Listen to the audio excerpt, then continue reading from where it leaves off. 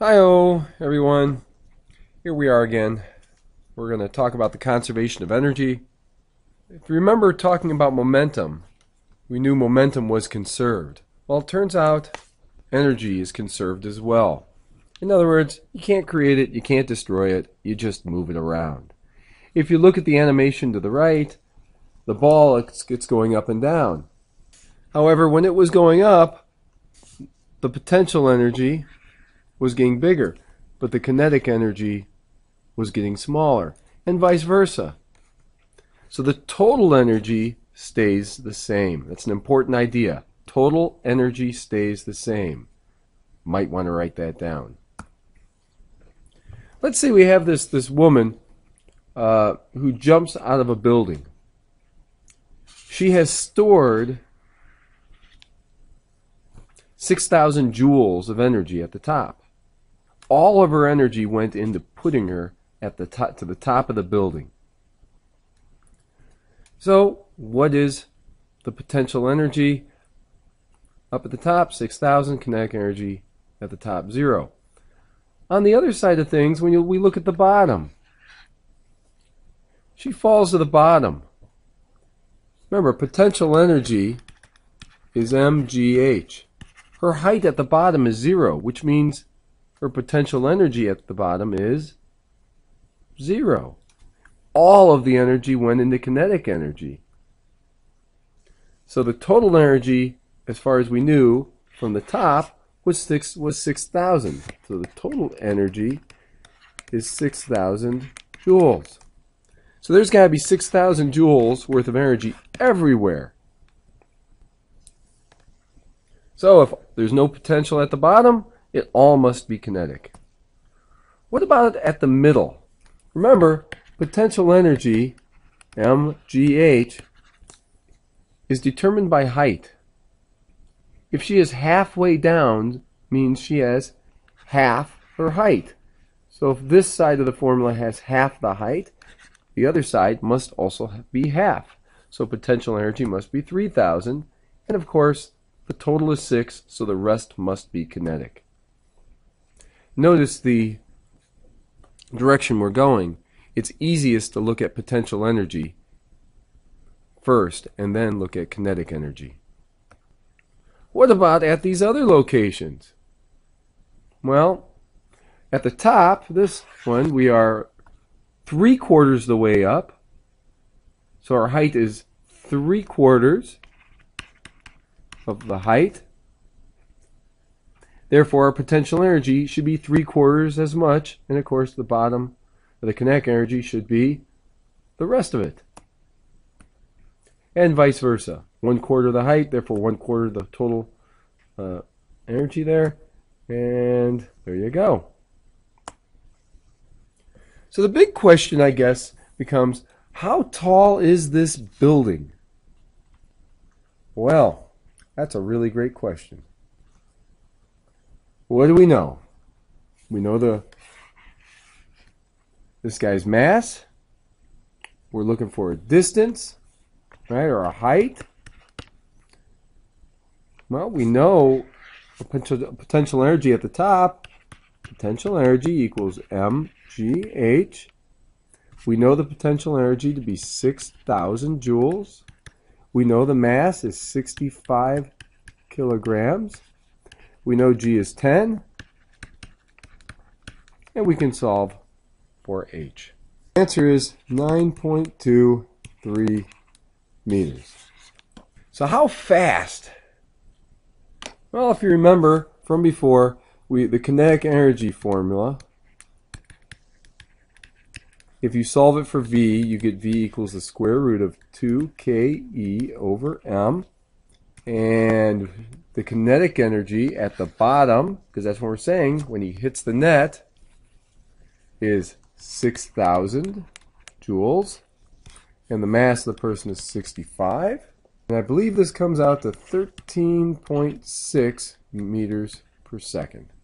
It doesn't matter whether you're talking about someone falling out of a building or being on a roller coaster.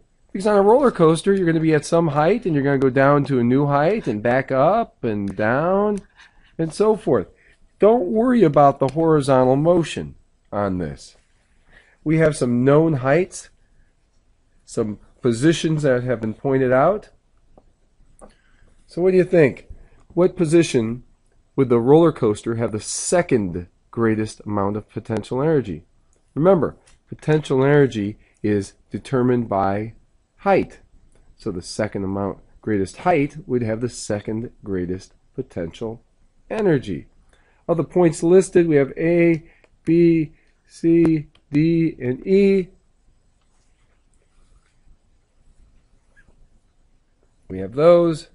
The second greatest height, it looks like a tie between C and E, but we also have something labeled 75. So depending upon how you're going to answer it, it could be the 75, which is higher, but if we're asking for actual points, it's C and E. How about the greatest kinetic energy? The greatest would be when it has the least potential. Remember, the energy is just changing form, so that would be, of course, B. What about what two positions on the ride would the roller coaster have exactly equal amounts of potential energy and kinetic energy? Remember my hint, look at the potential energy first. Which has half the potential energy or half the height?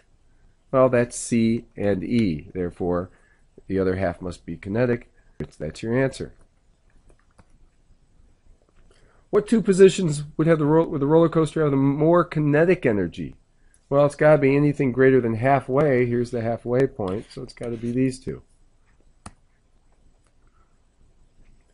Calculate the velocity of the roller coaster at the 75-meter mark.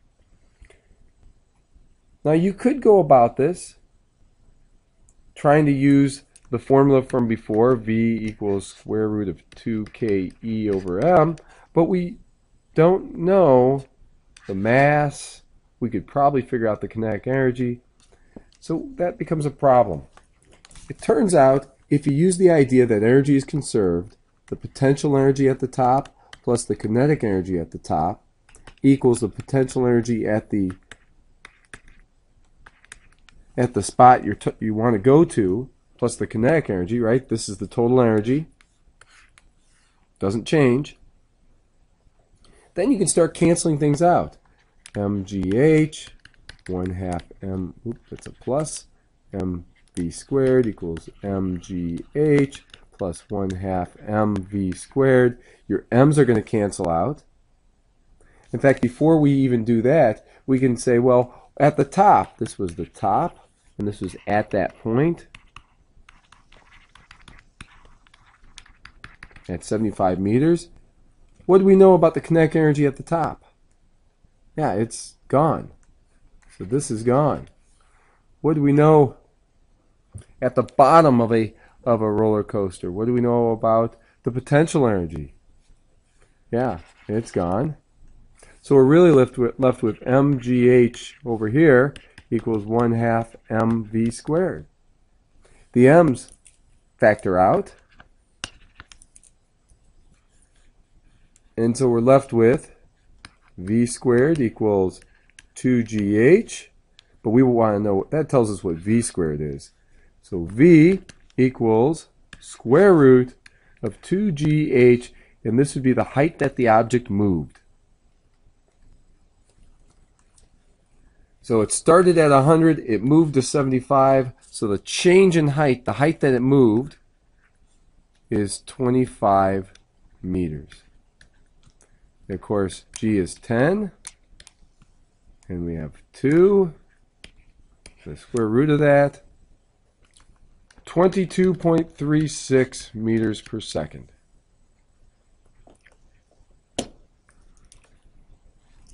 Well, how much work was done to raise this 200, we now know a mass, 200 kilogram roller coaster to the top of the hill? Remember, work is force times distance. Remember, if it took me, the work required to get it to the top is equal to how much is stored. Energy is not created or destroyed.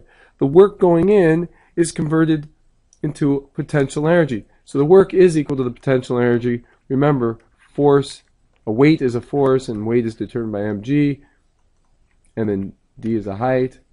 Mgh sounds like potential energy. So there it is. This is 200. G is 10.